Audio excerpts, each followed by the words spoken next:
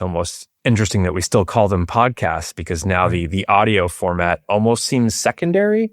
There is still a theater of the mind radio element, old school radio element to it. And for a lot of the bigger podcasters, especially, video is the focus, and people consume a lot of podcast content on YouTube now. Spotify or Apple allow video as well. But I want to talk a bit about how we made that transition and the trial and error we went through to make it happen. Because at the end of the day, like many creative acts, it's something you just have to start doing. You can only do so much research before you just have to go and see what's going to work. You got to try it. You got to do it. You got to create.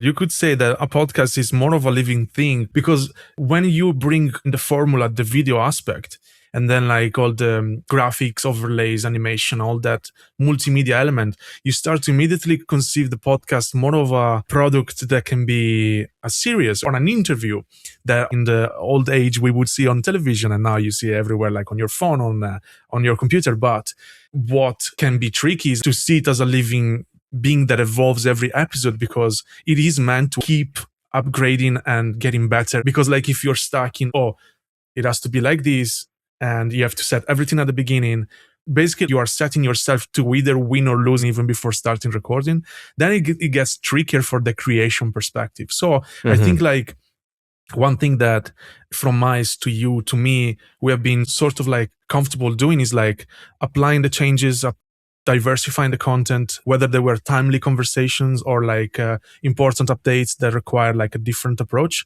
or today's episode that is sort of like, let's figure out what we can do with the scenario that we have and do our best to kind of like see the next step.